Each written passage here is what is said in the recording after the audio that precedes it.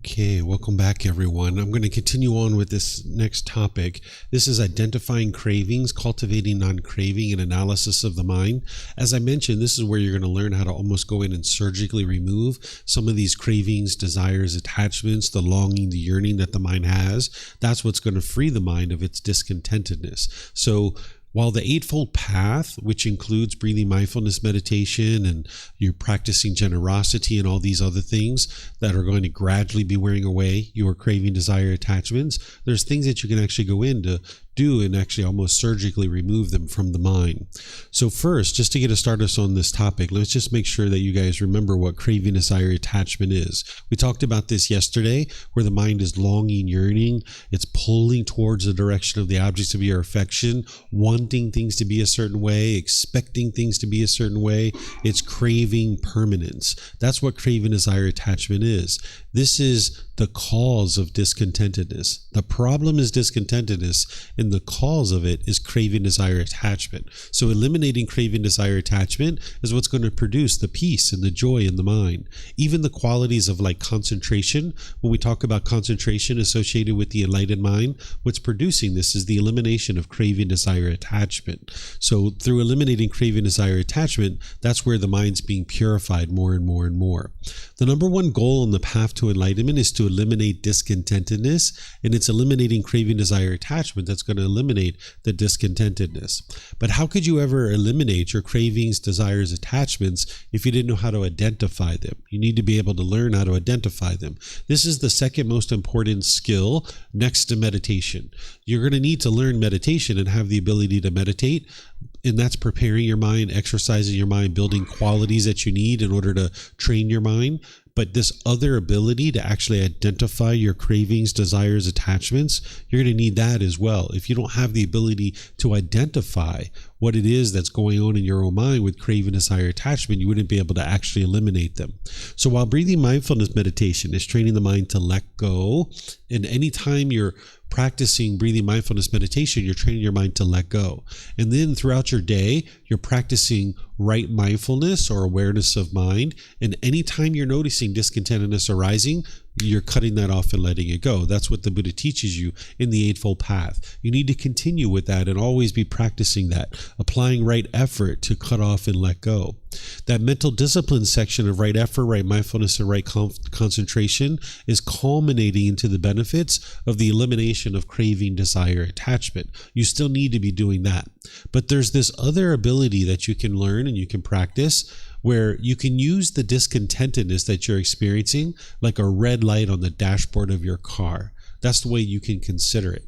Now, whenever you're angry or frustrated or feeling guilty or shameful, or you're having stress or anxiety, or there's loneliness or boredom or shyness or any of these other discontent feelings in the mind, that's like a red light on the dashboard of your car. If you had a car that you were driving and it had a red light come on, you'd pull over. Right? And if you had some skills, you would pop open the hood, you would investigate what's going on inside the car, and then if you had some skills, you would fix it. But if you don't have the skills, you would take your car to an auto mechanic, and the auto mechanic would take a look at it and figure out what's going on with this car. Well, it's the same kind of thing, that if you're having anger and frustration or any of these other discontent feelings, rather than just try to blow past that and ignore it, you would like to pull over, meaning you would like to look inward. You would like to reflect and try to figure out, what are your cravings? What are your desires? What are your attachment? What is your mind longing, yearning for? What is the permanence that the mind is having here? And if you have the skills to be able to look at that, wonderful, you can look at that. And that's what I'm going to teach you to do today. But in some situations, you're not going to be able to figure it out. So that's where you take your mind to the auto mechanic. In this scenario, the auto mechanic is your teacher, that you can come seek guidance from your teacher and say, hey teacher, here's the situation. Here's the discontentedness that I experienced. You can say, I have no idea what my cravings, desires, attachments are. Can you help me? And if you did this a couple of times, 3, 4, 5 times, eventually you'll build this skill and ability to be able to identify your own attachments. Or you might come to your teacher, you might say, hey, here's the situation. Here's the attachments that I think are in my mind. Here's the cravings. Can you help me here and look at this? right? So use the discontentedness on the dashboard, right? Use that as like a red light on the dashboard, alerting you that there's craving, desire, attachment in the mind, because there can't be discontentedness if there isn't craving, desire, attachment. If there's discontentedness, there is a underlying craving, desire, attachment that's causing it. And early in practice, it can sometimes be more than one. It's not just one, particularly if you have really strong emotions. If you're having real extreme emotions, there's typically more than one craving. Or if it's kind of like a lighter, kind of just a slight little annoyance, there's probably not that many cravings, desires, attachments, and it might be just a very light craving, desire, attachment. So there's kind of like a spectrum here. There's very light craving, desire, attachments, and then there's more deeply held craving, desire, attachments. So whenever there's discontentedness, there is a craving, desire, attachment. You need to be able to look inward to figure out what is it that's causing this. So I'm going to introduce you to this process that you can use in order to figure this out. So whenever discontentedness is arising, that's your red light. And when discontentedness is arising, you use the eightfold path, which you've learned there, the right mindfulness and the right effort to cut it off and let it go. That's the first thing. That as it's arising, you notice it as a bodily sensation, you cut it off and let it go there. And if you didn't cut it off as a bodily sensation, you need to cut it off as a feeling. If you don't cut it off as a feeling, when you notice the condition of the mind, you cut it off there, right? So this is what you're doing, is you're cutting off and letting go, whether it's a pleasant feeling, a painful feeling, or a neither painful nor pleasant. You would like to cut it off at the bodily sensations. Once the mind is calm, then you would like to reflect on what were the cravings, desires, attachments that led to that discontentedness. You can look inward and try to figure this out. Then, once you figure out what are your cravings, desires, attachments, you can put together a specific plan to expose the mind to what it is that the mind is having a craving, desire, attachment about. You can put together a plan to eliminate this craving, desire, attachment, all the while maintaining a consistent practice of breathing, mindfulness, meditation, and generosity. And then as you implement this plan, then that craving, desire, attachment will be eliminated, and you repeat this for any future situations. So let me give you some examples so you can understand it. One time I was driving down the street. I was in my wife's truck, and I reached down for my mobile phone, and my mobile phone wasn't there. And I noticed this fear came up in the mind. And I happened to actually be stopped at a red light. I stopped at a red light right at that moment. And as I stopped at that red light, my fear was coming up. And the initial thought that I had was to turn around and go back home and get the phone. Because I was only like 5 minutes from the house. I could have easily went back and got the phone. But I knew that wasn't going to solve the problem, because there was a craving. There was a craving for permanence. The mind wanted this phone to be permanent, and turning around to go get the phone wasn't going to eliminate the craving, desire, attachment. So instead of turning around to get the phone, once I got rid of that fear out of the mind, I put together a plan. And my plan was that I was going to expose the mind to what it didn't want. It didn't want to be outside without this phone. So even though I was only planning to be outside for about an hour and a half that day, I extended the amount of time that I was outside. I went to the movies, I went shopping, I went to eat some food, I did a whole bunch of other things that I wasn't actually planning to do. So I stayed outside about 5 or 6 hours without the phone. And now when I came home, I didn't just run to the phone to see what was on the phone. I actually hung out with my son for a little bit. We kind of played or watched TV or whatever it was. And then after 30 minutes, an hour, 2 hours, I went and looked at the phone and checked it out and said, oh, okay, I got all these messages, right? So now that I knew that my mind had this craving, desire, attachment, and I was putting the mind in the situation that it didn't want to be in, which was outside without the phone, I decided to do it again. I waited about 2 or 3 days, and then I intentionally left the phone at home. And now I went outside, and I didn't have fear, but I felt awkward. It felt weird. It felt like walking outside without your clothes on. It felt like going outside naked, right? So now I stayed outside for 4, 5, 6 hours, came home, didn't go run to see the phone, waited 30 minutes, an hour, 2 hours, checked out the phone, and then I waited another 2 or 3 days. Then I did it again.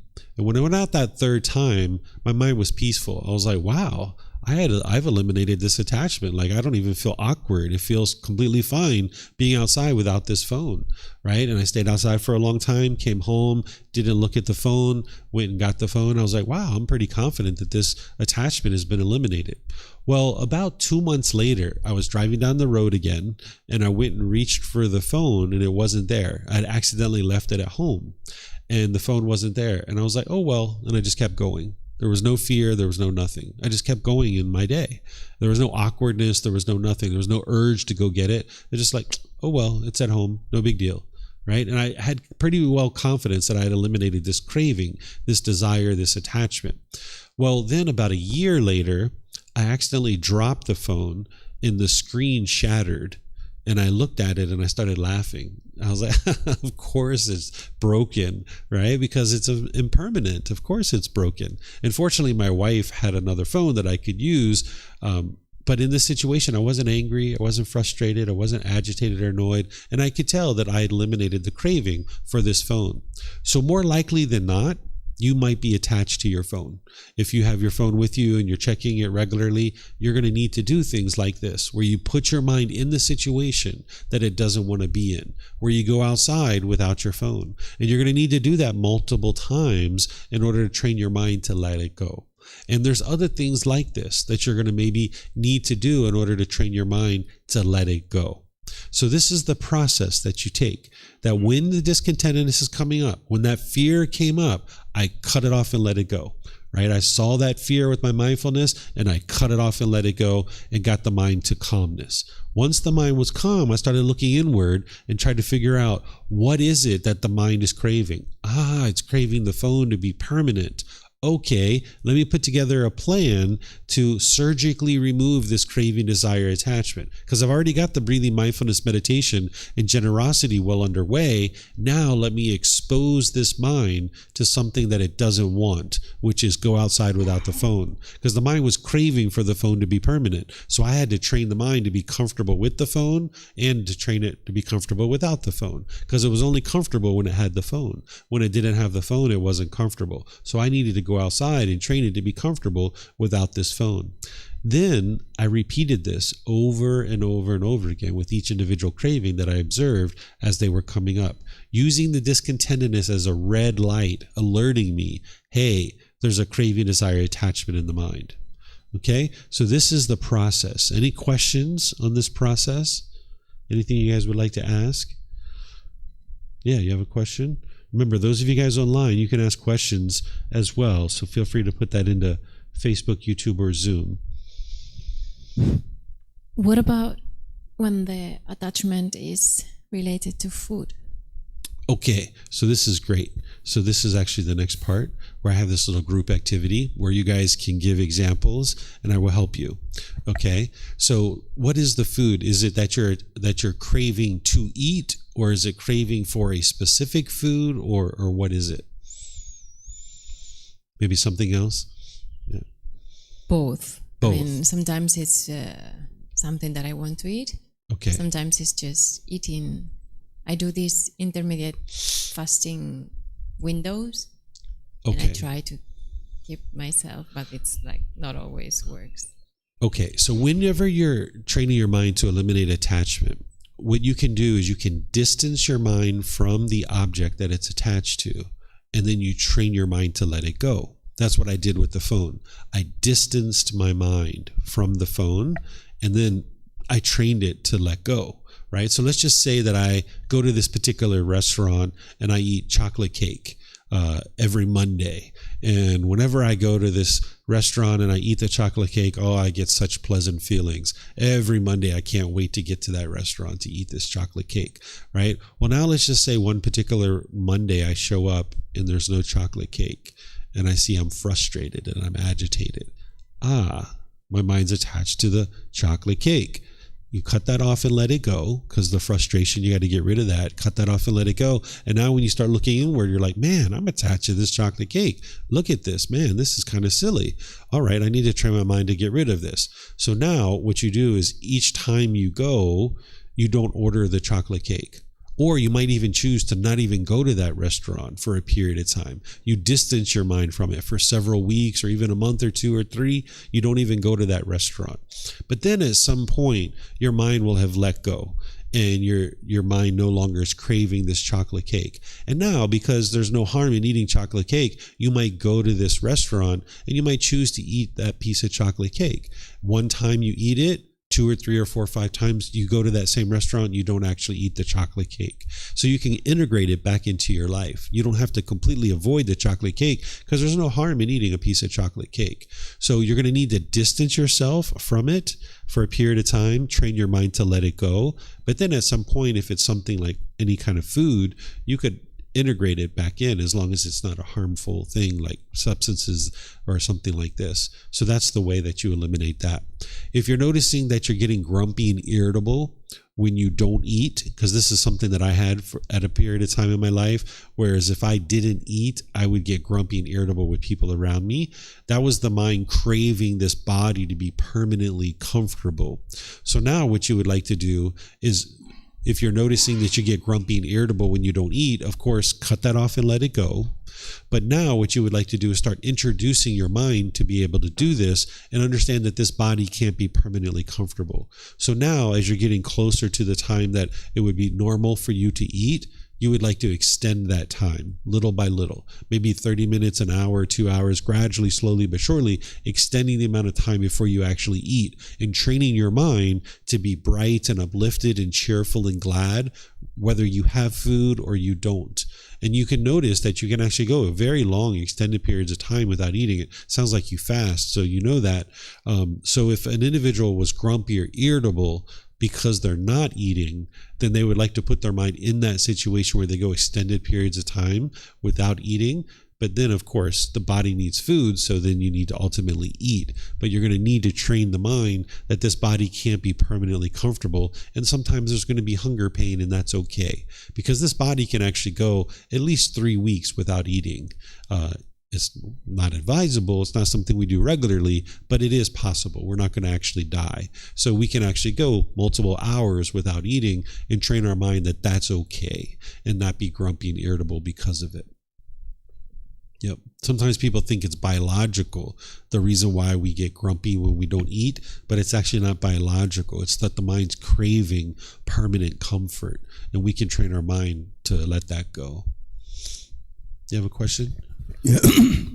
Yeah, you've answered one of them now, but what I can think of, I've only got 2 cravings: chocolate and smoking. Uh-huh. Now, I was thinking, having just listened to you, when I come out in the morning, I just leave my cigarettes at home.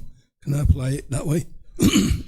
You could, but with something like that, the body and the mind is really hooked to it, and if you go cold turkey on it, oftentimes your body and your mind's going to reject it, and it's going to revolt on you. So how many cigarettes do you smoke a day, would you say? About 20. About 20? Okay. So if I was you, I would go down to 18 for like a week. And then after your body and mind's adjusted to that, go down to about 15, for about a week or so. And then after the body and mind adjust to that, then go down to 12, gradually take it down like that, because that's what the body and the mind's going to need. That's the best way to do it, is kind of gradually ease your mind away from it, where you're taking these little small incremental steps that your mind almost doesn't even realize what you're doing. And when you get down to say like 12 or 8 or 6, let's just say a particular week, you've gotten down to the point where you're smoking 6 cigarettes a day, right? And let's just say you go to 7 or 8, even though your goal was 6. It's okay. The next day, get back to 6. Don't just kind of throw the towel in, so to speak, because you're going to slip up every once in a while. You're going to have your goal at 12 and you're going to smoke 13. It's okay. You slipped up, but just the next day, get back to 12, 12, 12. So when you can go an entire week with only smoking 12, then okay, it's time for me to now go to 10 or 8 or whatever it is. And you can gradually increment it down like this. This is the way to get off of a substance like that. It's on. Also, you can also do, like, for instance, when I went out for a break, I have a cigarette, the first thing I do is have a cigarette. But I can sort of use my mind to delay it. Mm-hmm. You know, and Yes. do it that way. And that way you're not going to be smoking as much each day either. You know what I mean? That's what you're going to ultimately need to do in order to get down to 12 and 8 and 6. You're going to need to delay it. The other thing you can do is you can smoke, less of the cigarette, right? Instead of smoking the entire cigarette, you can smoke half of it. That's what I tend to do anyway. Oh, okay. Yeah. So you can do it that way too. I tend to throw up anyway. So you're gradually decreasing the amount of intake over time. And you're doing this gradually so that the mind and the body can adjust to it. And now it'll be a more sustainable change. Eventually you'll get down to the point where you're, smoking one cigarette a day and you're just like, this is silly. Like, I don't even need this anymore. Like, why am I even doing this? And you'll just get rid of it. You just toss it aside. Okay. Yeah. Yeah. Okay, let me see if we have any other questions. So do you guys have any examples that you would like to talk about? Because this is an opportunity for you to build this skill and this ability. Just like when I teach you guys meditation and we do meditation together, I would like to provide you guys an opportunity. Maybe if there are certain cravings that you have in your mind, you're not quite sure how to put together a plan, or maybe there's a certain situation where you don't even know what your cravings are. You just keep getting discontent in that situation. If you guys have any of those kinds of things, now's a good opportunity to get help for that. So do you guys have any situations you would like to either get help figuring out what your cravings are or how to put together a plan to actually solve it?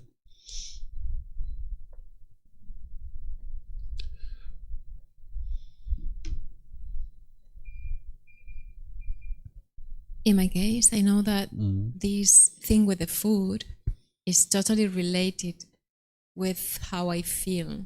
Like if I feel lonely or if I'm stressed out, then I tend to go to the food to compensate in my life.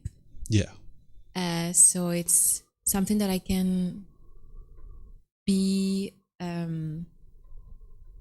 balanced with the rest of my life. So the food is okay, but if there is something that is not working, I know that it's going to be like my base or my rock.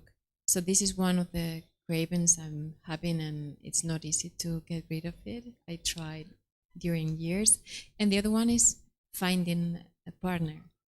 So this is like my life goal in a way. I don't want it to be.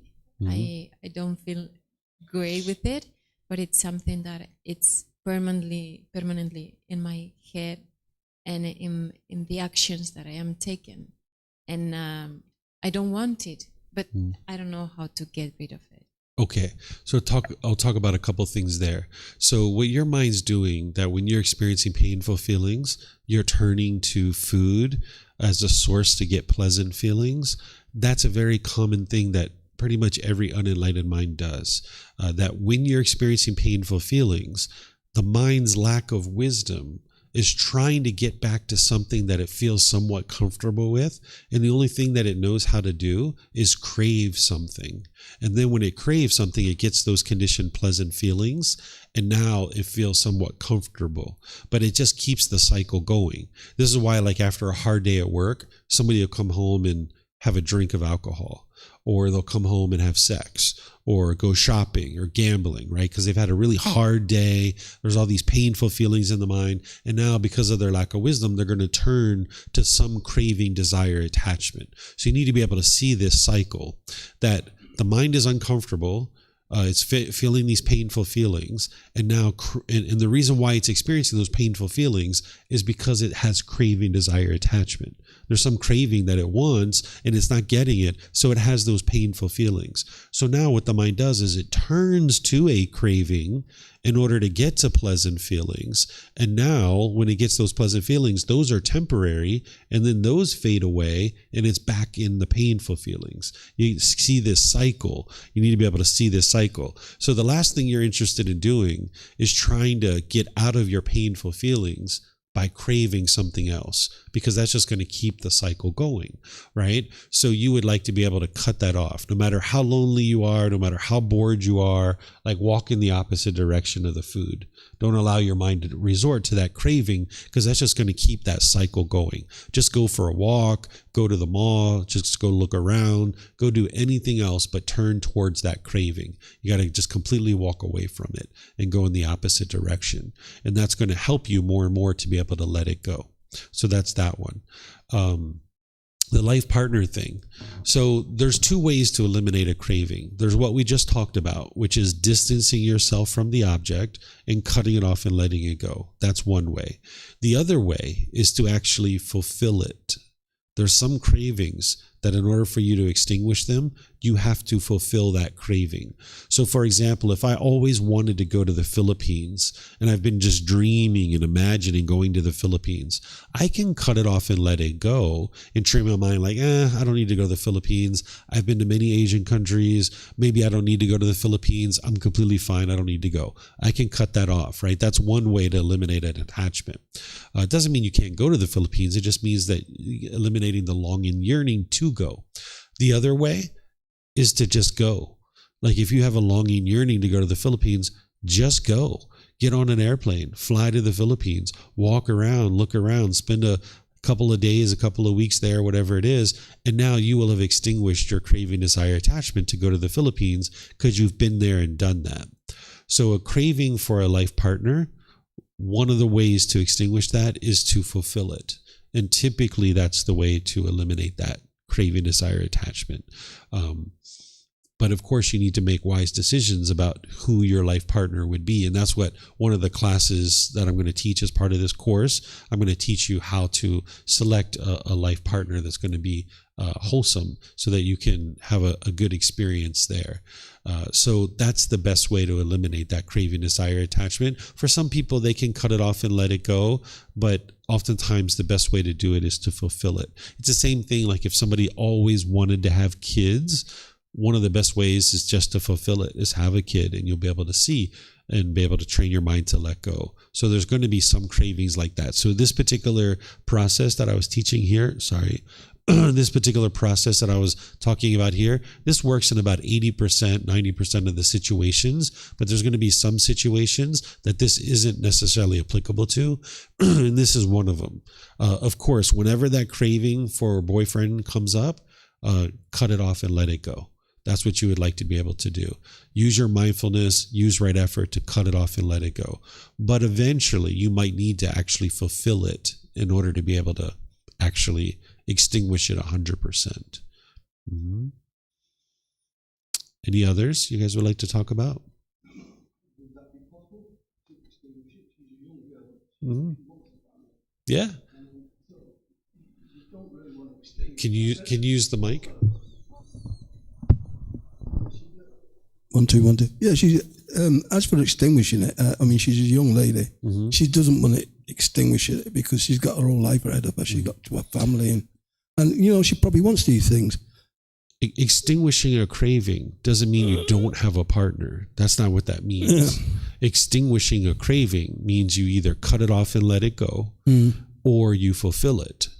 And cutting off and letting go of a craving doesn't mean that you never have a life partner, right? So like the chocolate cake example, I can go into the restaurant and I can choose to not have the chocolate cake for a few months or a few weeks or whatever it is, train my mind to let go of this craving, desire, attachment. But then at some point I can actually have the chocolate cake and I'm just not attached to it. I'm not having conditioned pleasant feelings. I'm not having the painful feelings. So eliminating attachment doesn't mean that you don't ever have that object in your life. It just means you eliminate the mind's longing, yearning for it.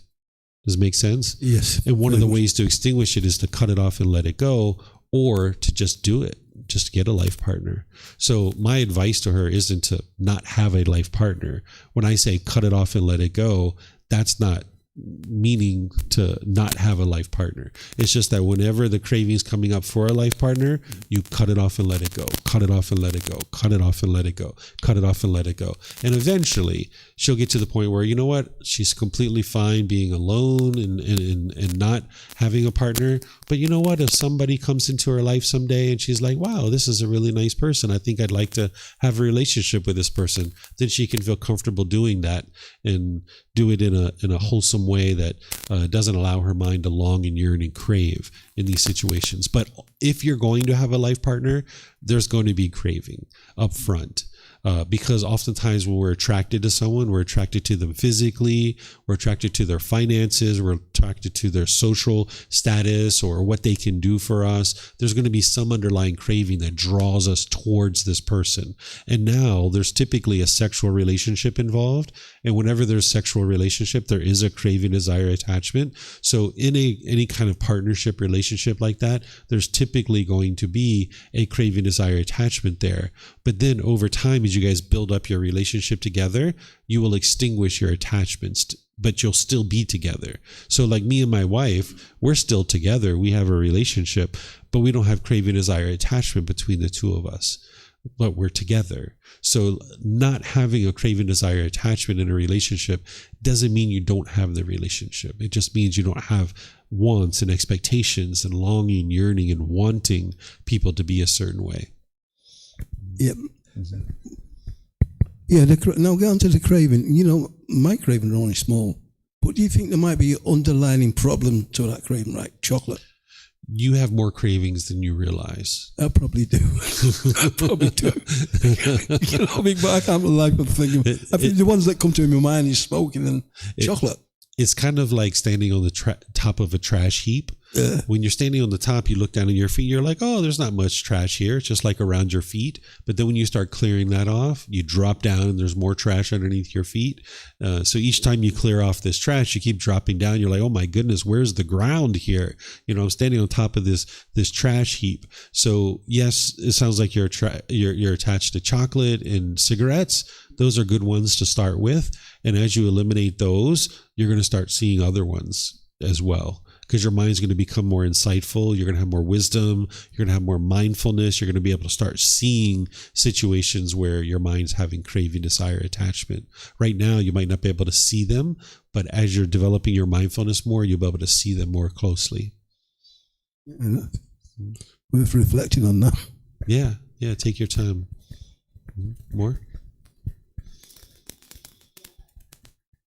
I realized that also could be like being effective, being useful all the time. So I cannot stop. I don't let myself rest. I don't let myself just don't do anything. It's like I have to be proactive and I have to be, doing something all the time. Go, right? Not anything, just things that are counting for, I don't know, my career or, this kind of thing. I had this one as well. Like when I came here to Thailand, I didn't know how to relax because I had been in business for so long. It was just go all the time. So you're going to need to train your mind how to relax and to see that as being productive, right? Like just sitting on the sofa for 30 minutes or just laying in bed for 30 minutes or an hour and just laying there and just seeing that as being productive, that you're building your energy, you're resting the body, you're resting the mind. And now whatever you choose to do that day, you're going to be more effective at doing that thing. So you're going to need to put your mind in that situation where it's effectively doing nothing, but you're going to need to be able to see it as doing something, that what you're doing is you're resting. And that rest is going to help you be better when you go out into the world and you actually have certain tasks or objectives that you're working on. So even now, like you guys see, like people are always surprised how much I do. Like I'm always teaching. I've got videos and podcasts and audiobooks and personal guidance and spending time with students and spending time with my family and taking my son here and taking my son there. Yeah, you guys see me doing all those kinds of things and I am involved in a lot of things and I got a lot of things going online, but you guys don't see me when I rest too. because I will sit at home and sit on the sofa and just sit there and do things online, spend time with my son, just relax, right? And that's why I'm able to do so many other things, is because I do sit and relax sometimes. So every day there's some period of time where I'm just relaxing every single day. Just like I meditate each day, just like I practice generosity each day, just like I'm practicing a certain amount of moral conduct each day, I'm also resting and relaxing each day, right? And exercising each day. All these different things, you're doing them each day. Just like you brush your teeth and take a shower each day, rest and relax each day.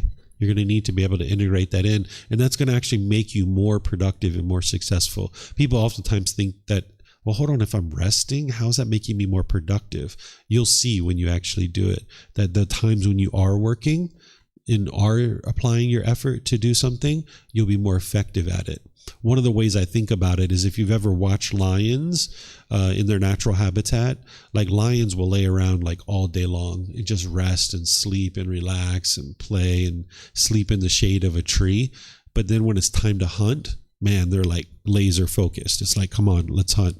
The whole pride comes together and they're laser focused on hunting, right? But all the other time, they're just sitting around, relaxing, hanging out, restoring their energy. But when it's time to work, boom, they just like go into action like really quick, right? And that's the way you would like to be able to do it, is go from relaxing time to boom, it's time to work, time to get this thing done. Let's make it happen.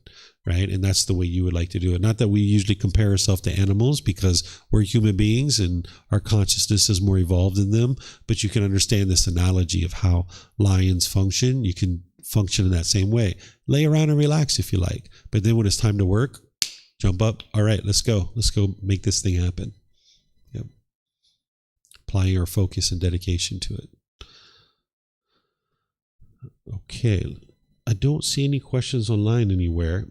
All right, so there's a topic that I have planned to talk about this afternoon, which is the 4 healthy mental states. This is the Brahma Viharas. But because of the time, we could actually talk about this now, and then we could actually be done for the day if you guys would like to do that. We could probably be done in the next 20 or 30 minutes. Does that sound good for you guys? Okay, so we'll keep on going. This is called Cultivating Healthy Mental States: Loving Kindness, Compassion, Sympathetic Joy, and Equanimity. These are 4 healthy mental states that are going to antidote certain symptoms in your mind. This is where the Buddha gets the reputation of almost being like a doctor, that there are certain symptoms that he discovered in the mind, and then there's a prescription. But you are your own best doctor. Right? You don't need somebody else to tell you what's going on. You can observe your own mind, see the issues and challenges in your own mind. And then if you know the antidote or the remedy, you can apply that. So by understanding each one of these healthy mental states and the thing that they're antidoting, you'll actually have a bigger tool belt in order to apply certain antidotes or remedies in any given situation. So I'm going to explain to you what each one of these healthy mental states are, and I'm going to explain to you what it's antidoting, so that you can kind of develop this larger tool belt, so that whenever you see the symptoms in your mind, you'll know the tool, you'll know the remedy, you'll know the prescription to bring in at any given time. So we were just talking about loving kindness. So you're already familiar with this. Oh, are you going to take a picture? Yeah, go ahead, take a picture. These are all online. You can download the PDF. These slides aren't in the book, but yeah, actually this content is in chapter 14. If you go to chapter 14, the same content is there.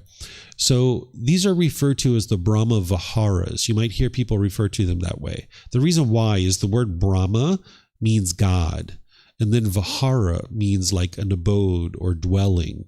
So the Brahmin priests, the Hindu priests, they were doing rites, rituals, ceremonies, and worship during the lifetime of the Buddha, but they were also doing some amount of sharing of moral conduct and things like this. So they would teach the Brahma Viharas to their students, and the Brahma Viharas were to the Brahmin priest of, this is how you dwell closer in a relationship with God, right? And that's what they were actually teaching. So some people still refer to these as the Brahma Viharas. I think of them as the 4 healthy mental states. And that's how the Buddha taught them. He taught them as 4 healthy mental states. He didn't teach them as this is how you get closer to God, because the goal of this path is to purify your mind. But if you're interested in having a relationship with God, of course, the more pure, the more wholesome your mind is, the closer relationship you could have with God, if that's something that you would like to do. But the Buddha focused you on cultivating your mind and antidoting any symptomatic issues that are in your mind. But that's where that phrase Brahma Vihara comes from, just so you know where that comes from. So these 4 healthy mental states, there's loving kindness, which is the one we were just talking about with loving kindness meditation. This is active goodwill towards all beings without judgment, a genuine interest in seeing all beings be well. This is the remedy for the unwholesome quality of anger, hatred, ill will, and all the lesser versions like frustration, agitation, annoyance, even the slightest dislike towards others. So anytime you see your mind having these unwholesome qualities of anger, hatred, ill will, frustration, irritation, annoyance, dislike, that's your mindfulness that's allowing you to see that your mind is experiencing that. Then you apply right effort to cut that off and let that go. That's your right effort, to eliminate the unwholesome quality. But remember, the other part of right effort is to bring in the wholesome quality, right? You would like to apply the effort to bring in the loving kindness. So the way that you cultivate this loving kindness in the mind is you practice loving kindness meditation, and you apply right effort to bring that loving kindness into your intentions, your speech, and your actions. This is what's going to transform it. So let's just say you're at the airport and you go up to the ticket counter and you're checking in, and they say, "Oh, sir, ma'am, I'm so sorry, your flight has been delayed. You're not going to be able to check in yet. You can't check in for another 3 hours." Right? Well, this is some impermanence in your life. If you have a craving, desire, attachment to get on that plane and go, you're going to be irritated. You're going to be frustrated. You're going to be annoyed. And you might notice that frustration arising. That's your mindfulness. But you would like to cut that off and let that go. And while in the past, you might have been bitter, harsh, and hostile. "What do you mean my flight's delayed?" You might start to have been angry with this person. Instead, you practice loving kindness. "Oh, thank you so much, sir. Thank you so much, ma'am. I appreciate you sharing that with me. You say I can check in about 3 hours. Does that mean at 4 o'clock I can check in?" "Oh, yes, sir. You can check in at 4 o'clock. All right. Thank you so much. I'll be back at 4 o'clock. Right? And now maybe you go sit down, have a smoothie, have some food, get on the internet, check some emails, whatever it is. You just hang out in the airport until it's time for you to check in. Right? Instead of being angry and bitter and harsh and hostile, you arise this loving kindness where you have this genuine interest in seeing this person be well, and being bitter, harsh, and hostile with the ticket counter isn't going to help you in any way whatsoever. So you arise this loving kindness. So if you're using loving kindness meditation to cultivate loving kindness each day, then when you're in that situation, you should be able to rise that up in your mind to be loving and kind with this person. Because if you're being bitter, harsh, and hostile with that person, it's not going to do anything beneficial for you. But if you're being loving and kind, hey, maybe you come back at 4 o'clock and you're like, "Hello, ma'am. Hello, sir. I'm back. Can I check in now?" "Oh, yes, you can surely check in." "Oh, great. Here's my passport. Here's my bag. Is there anything else you need?" "No, I got you all checked in. By the way, sir, by the way, ma'am, I noticed that you're in the back of the airplane. I'd like to give you a free upgrade. I'd like to upgrade you to this better seat. Is that okay with you?" "Oh, sure, ma'am." Right? "Oh, so sure, sir. Please upgrade me." Right? But if you're bitter, harsh, and hostile with this person, you're not getting a free upgrade, right? They're not going to upgrade you. Not that you should be loving and kind because you want the upgrade, but I'm just showing you what your karma is that when you're loving and kind with people, they're going to be loving and kind with you too. They're going to have a genuine interest in seeing you be well, right? So you're going to tend to experience these kinds of things. You're going to notice that people are going to treat you well because you're treating them well, right? So don't treat people well because you want them to treat you well, but just treat people well because you know it's the wise thing to do. Because when you're being bitter, harsh, and hostile, there's no benefit there whatsoever. So it's loving kindness meditation and practicing loving kindness in day-to-day life that is going to remedy this So you'd like to bring that up in the mind. Then there's compassion. What compassion is the concern for the misfortune of others.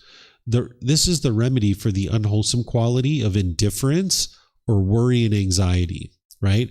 If you're out and about and you see someone who's like maybe homeless, or maybe they're addicted to drugs or something like this, if you're indifferent to their difficulties and their misfortune, that's because the mind's lacking compassion, right? So you'd like to cut off that indifference. But also, if you're worried about the world, like if you watch the news and you get so worried and having anxiety from watching the news, that's because your compassion is not in the middle. Your mind is having craving, desire, attachment. You're wanting the world to be a certain way. And now you're worried and having anxiety about this. So when you're indifferent, you're on one side. When you're worried and having anxiety about the world, you're on the other side.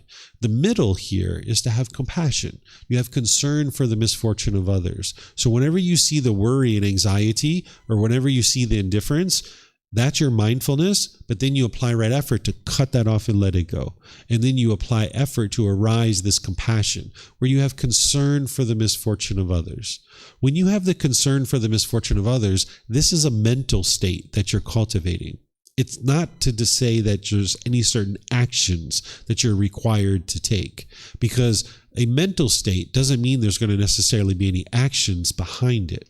So whether you choose to act in any particular situation is up to you. It's going to be unique in each situation because there's different variables, right? There's times when I've walked down the street and I saw someone who was homeless and I had some time and I'm like, okay, let me buy them some food. Let me buy them some water. Even one time I even took this man into the restaurant with me and sat down and had a meal with this individual that, I took him to the restaurant. I had the ability to do this and I took him in, and this was my concern for his misfortune. And I took him to the restaurant and had some food with him. And that's what I was able to do in one situation. But there's other situations where I used to drive a motorbike and I would be driving down the street and someone would get in a motorbike accident. And maybe I'm on my way home and I had some food for my son, and I knew that my son hadn't had food all day long. And it was like 3:30 in the afternoon. And I looked back and I saw this person was in a motorbike accident. And typically I would stop when someone's in a motorbike accident. But when I looked back, I had concern for their misfortune, but then I saw like 3 or 4 other people helping them. And I was like, oh, sweet. They've already got somebody to help them. I'm going to keep on going and bring this pizza to my son so that he can have some food, right? So just because you have concern for the misfortune of others doesn't mean you're going to act in every single situation, because that would be permanence. So you need to decide each situation based on the variables. What is it that you're going to do?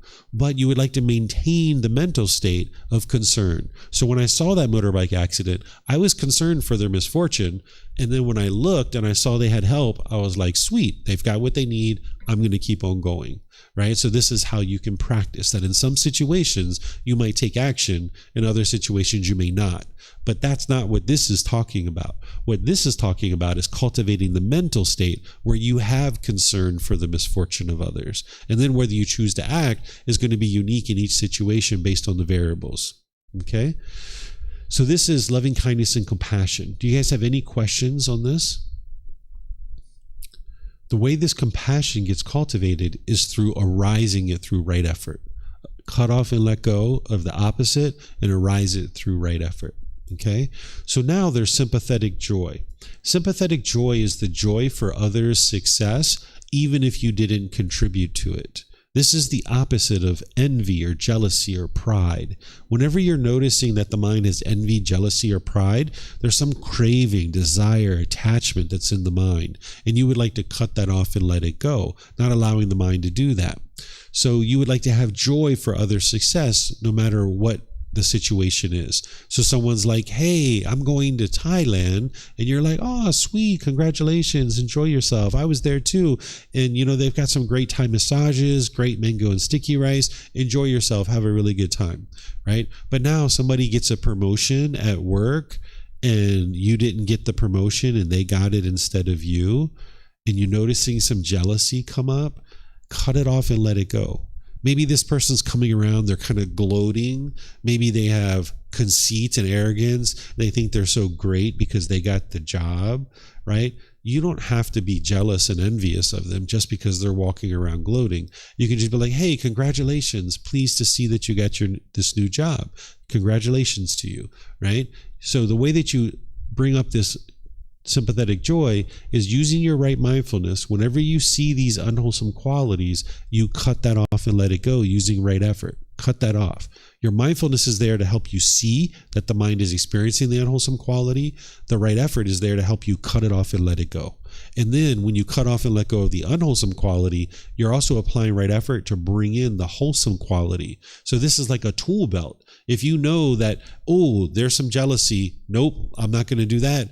Congratulations, Barbara. Really glad you got that promotion, right? Even if you don't feel it 100% within your own mind, just get the words out, right? Just say it, right? Just break through that wall, okay? Then there's equanimity. Equanimity has two sides to it. It's mental calmness and composure and evenness of temper, especially in a difficult situation. And then there's treating everyone impartially. So this calmness and composure and evenness of temper, especially in a difficult situation, this is what's going to help you to be able to make wise decisions. In order to be able to get to wise decisions, your mind's going to need to be calm. Because when your mind's calm, you'll have mindfulness or awareness of mind. When you have mindfulness or awareness of mind, you'll have concentration or focus. When you have concentration and focus, you'll be able to access your wisdom and make wise decisions in your day-to-day life. But when your mind's uncalm, you're going to lack mindfulness, you're going to lack concentration, and you're going to lack the ability to access your wisdom and make wise decisions. So if I got a phone call that a family member, like maybe your mother's in the back of an ambulance, she just got in a terrible car accident, and someone called you and they said your mom's being rushed to the hospital, she's in the back of an ambulance. Well, if your mind becomes uncalm, you're not going to have mindfulness, you're not going to have concentration, you're not going to access your wisdom. You might grab your car keys, jump in the car, run across town to try to get to the hospital, and next thing you know, you're in a car accident and you're in the hospital too, right? That would be unwise. You can't help your mom in this situation. Instead, the Buddha is teaching you to practice equanimity, where you have calmness and composure. Now you get that phone call, mom's been in an accident. You know what? That's the best place for her, in the back of an ambulance. She's on her way to the hospital. She's going to be arriving to some doctors and some emergency medical technicians, some equipment, some nurses, some different people to take care of her. Perfect. That's exactly where she needs to be.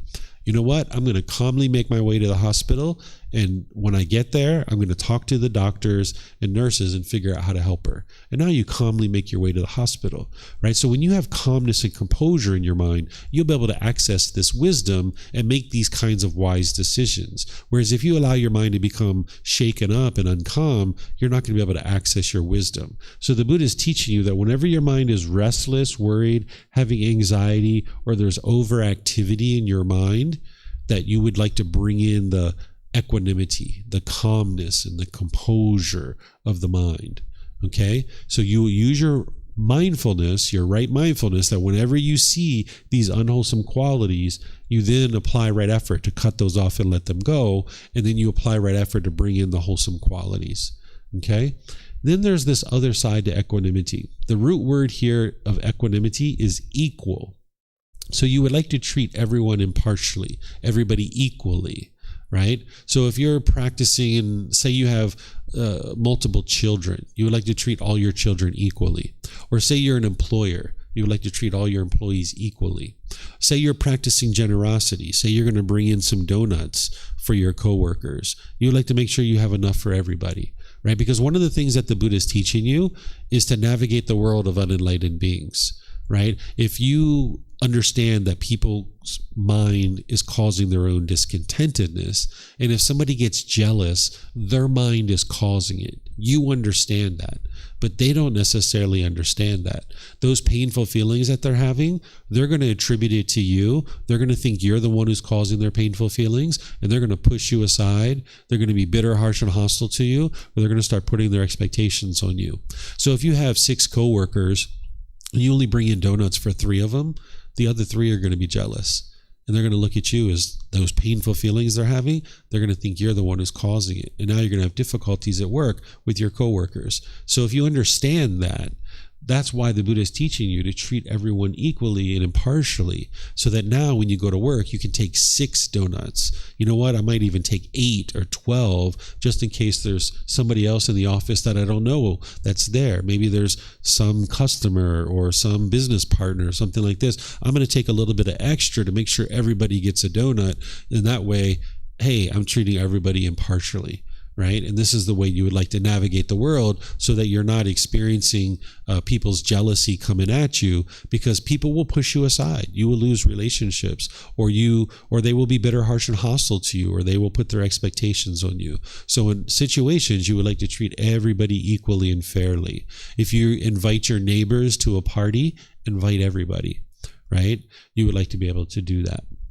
Okay, so this is equanimity, and you're using your right mindfulness, your awareness of mind.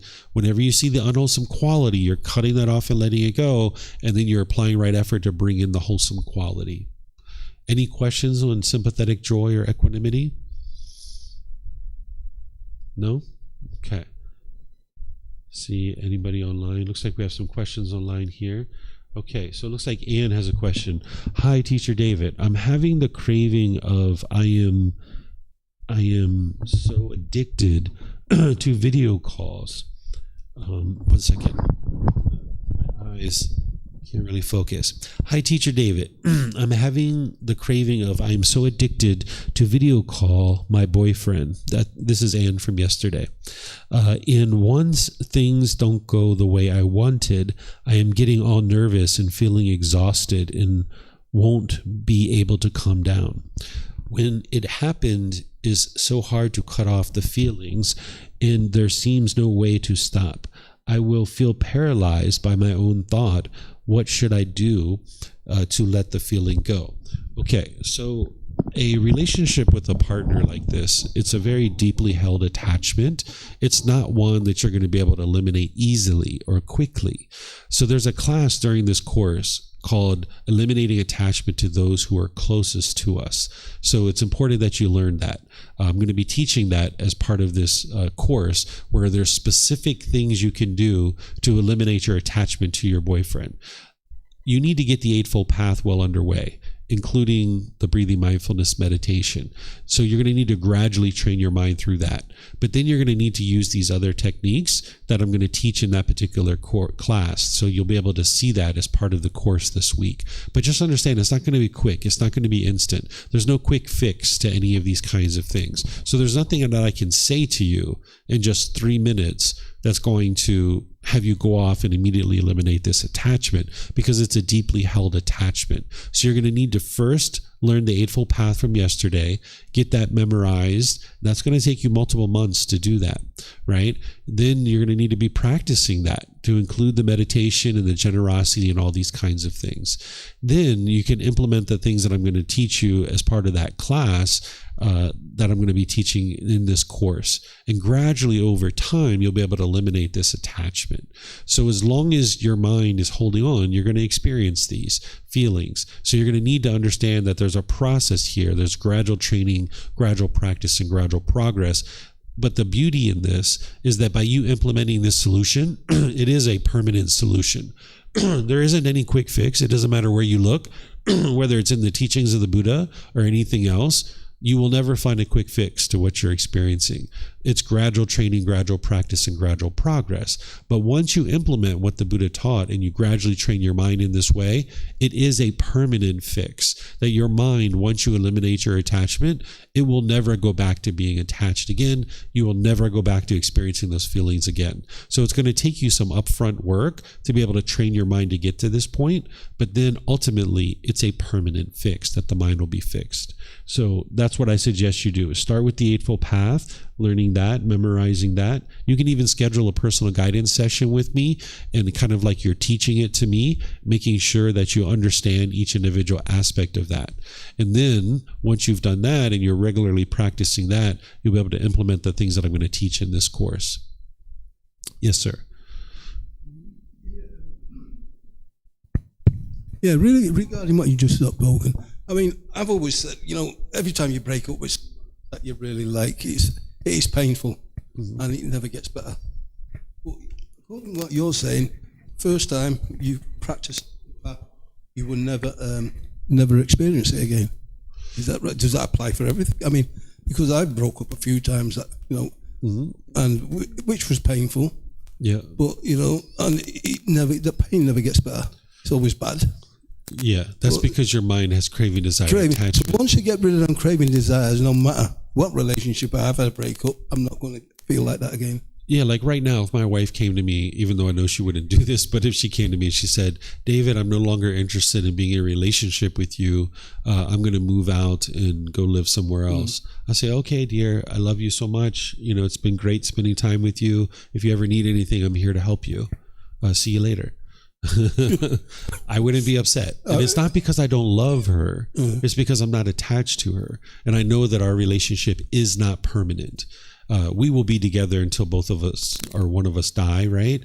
But nonetheless, our relationship is going to come to an end, right? It's impermanent. As long as your mind doesn't crave permanence, then you'll be able to experience the same kind of thing. But people think that misery and despair, that sorrow that you experience at the end of a breakup, they think it's from the love.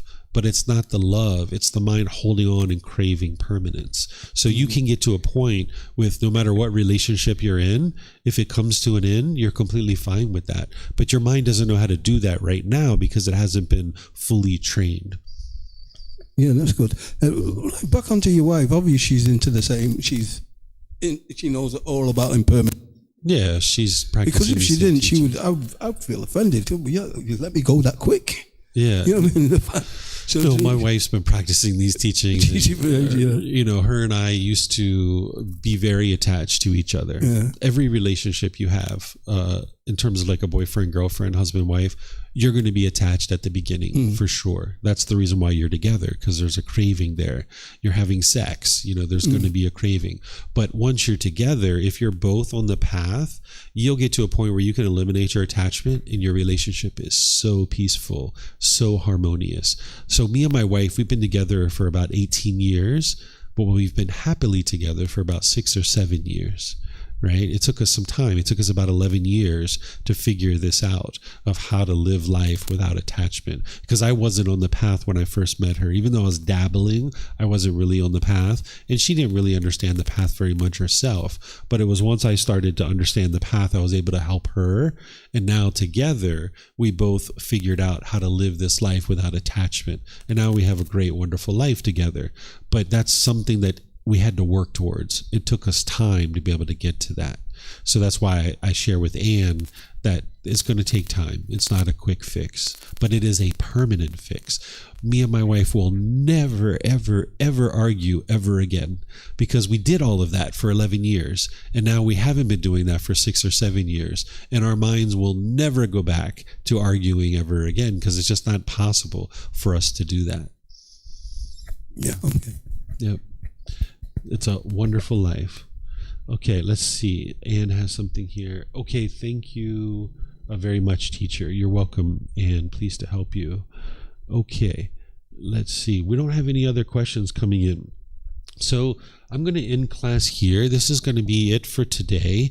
As you guys know, normally after lunch, we get together and we meditate, and then I teach you a topic.